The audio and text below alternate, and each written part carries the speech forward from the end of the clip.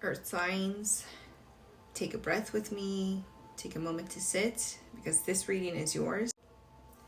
There is a part of you that has been holding everything together. This message is for the version of you that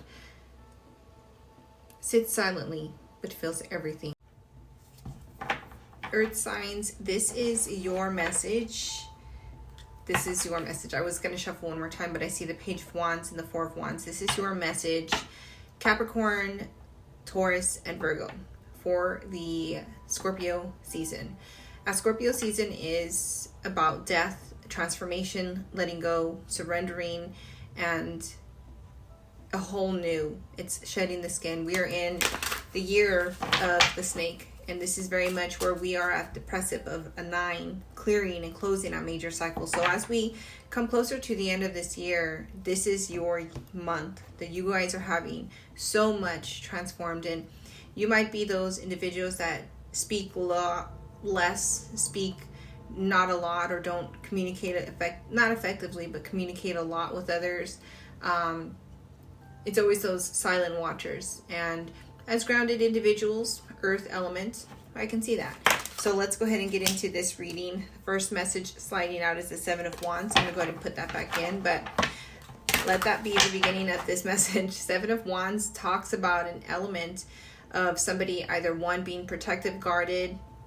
I can feel that. It feels like a receptive energy. Maybe this is a part of you that is transforming, allowing yourself to receive, allowing yourself to have good things to take in. When someone offers a compliment, you receive it. When someone offers a gift, you receive it. You don't push it away. You don't say no thanks. You don't say, I have it already. You receive it with kindness, with an open heart, and that's beautiful. That's the Nine of Cups. That's the healing work. So what do the earth elements need to hear, Spirit?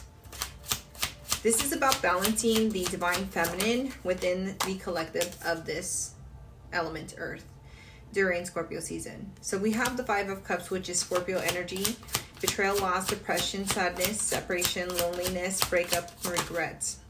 We also have the Five of Wands. I love how there already is a lot of change. 5 represents change, so you could be seeing a lot of 5s. You could see 555 or quadruple of those 5s. The card that is flying out, but a little towards the left part of this deck or reading, is the Sun card. So the Sun card talks about Leo. It's an element of joy, happiness, sunshine, success, high vibration, creativity, inspiration.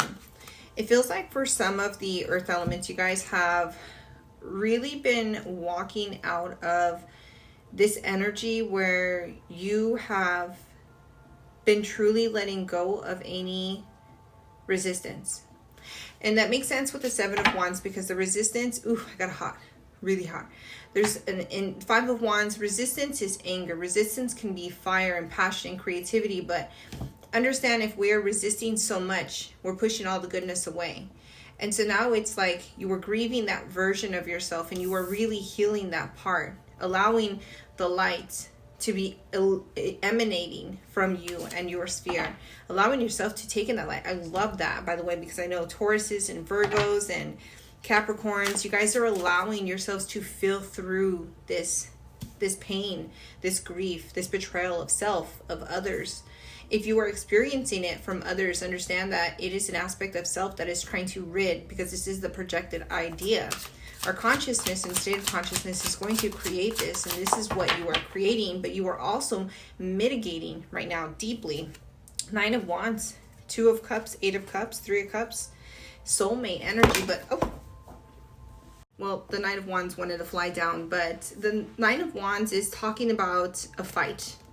It, as I mentioned, Seven of Wands is kind of guarding, shielding your energy, and it could be protective. It could also be just, meditating, learning how to anchor in your energy so that you're not isolated, but you're also very mindful when you walk around. You're not taking everybody else's energy in, right? Their darkness, their anger, their frustration. All it takes is one bad seed to be in a room with another human, and you will get that anger and you will feel it then, right? But this Nine of Wands is talking about you being open, okay? Clearing this cycle, clearing that victim mentality, which is pretty much one of the lower levels of your consciousness and of the subconscious too, and as you heal through. the Two of Cups and the Eight of Cups, this is about loving yourself, choosing to love yourself, choosing to let go of the past, walking away from anything. As we talked about letting go, this is important because it is letting go of not only maybe the ego, which keeps us protected, guarded. You're choosing to work with others. You're choosing to work with your spirit team, your higher self. I love that. We have Temperance landing right on the Five of Wands and the Five of Cups. I am laughing because Temperance is Sagittarius energy, but Temperance is fire. Temperance is learning how to not get angry every time or not exert all this energy over something that has nothing to do with you physically, and you can observe it a little more. Maybe that's where you're learning. Maybe you're learning to observe more, watch people, not absorb, not take in everybody's stuff, not claim it to be yours, not be upset when that person next to you is upset and be like, why are you upset? Why are you? And then it's a ping pong back and forth. Temperance is divine timing, but it's also about patience, and it's also about alchemy and healing and balance. And when we think about Temperance in the Five of Cups and Five of Wands, because it quite literally landed here, I'm going to show you how it landed, you guys, because I just think it's very comical. Literally, they're sitting like this and the Temperance landed right there. It's like dab center of it. There's Scorpio. I think that's I want to say, is that Aries? Sagittarius, Leo. I think that's Leo energy with the Five of Wands. And with the Temperance, I feel like you are alchemizing any grief, learning to use it in a way that's more constructive in your day-to-day life. How can you you're learning to really shift energy form into another. So if there's anger, you go and you do something extra for yourself. If there is sadness, you start to cook, or you create some sort of artwork, right? Or you go take a walk and you move that energy so it's not there. Or you go do something good, you transmute it, you transform it. It's lemons into lemonade. I always say alchemy is a magician. The magician learns how to shift. They shape shift that energy. They don't stay stuck in it. They don't stay stuck in the grief, the sadness, or the internal battle, or any external battle. So again, it's you learning how to like pivot this type of energy, any dense energy. Let's get any clarifier for the Temperance specifically. That tells a lot because that's really what you're going through. Yeah, you're learning to move rapidly, okay? The Chariot is Cancer energy, and that talks about water. It's a water element, which is emotion again. But we have this journey. It says overcoming obstacles, the willpower, same direction, and the drive to move forward. I like on this card too, because even if illustration is different and it has a different meaning for whatever deck I choose, because that's just what Spirit has, but we have this like almost green, yellow with heart, and then sacral. It's very lime, so I would say green. That's your heart chakra. And then we have the element of the car, which is orange, okay? Car is vroom vroom. There's forward movement. 803 is also a synchronicity. And I feel like with that being said, what is that? Super interesting. Is that something on there? Yeah. But what we do have here in the moon, the crescent moon, very interesting. We do have this sort of like destiny. It's this journey. You're overcoming obstacles and you're moving rapidly out of this like dance. And maybe you don't even realize you're navigating this, but I feel like you're not avoiding conflict as well, but not entangling yourself in it. So whenever it comes up, you're just like, I'm out. Like, it's not my fight. It's not my battle, which is really healthy. We talked about the Magician. The King of Swords is coming out as well. So this is about you learning how to really discern, how to really communicate, articulate your needs, your emotions a little bit more. Maybe if you haven't been so expressive in the past, I would say the King of Cups is kind of coming in this element, and that would be reflecting a lot of your emotional maturity, how you're expressing, what you're expressing, learning to basically self-advocate, okay? If you feel like nobody ever listens to you, this is because you haven't listened to yourself. If you feel like, people are always judging you, that's because you've been placing harsh judgment on yourself. It's time to release those burdens, which is that Five of Wands, the Five of Cups. And I would offer to say, even because we have the Nine of Wands too, I would even gather to say it's this. And you've been afraid of love. You've been afraid of receiving love. Love is not always romantic, but I think that a lot of humans, we have this tendency to believe it is only. But I feel like for you, it is also receiving love in different forms. And it's also letting yourself walk away from things that don't serve your highest good.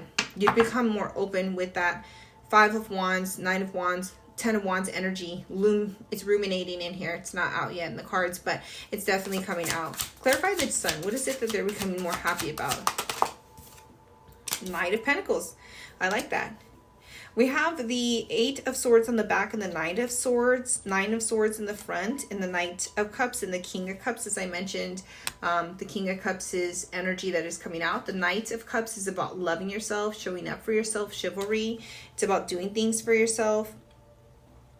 Charming, romantic proposal, true love, lover, basically.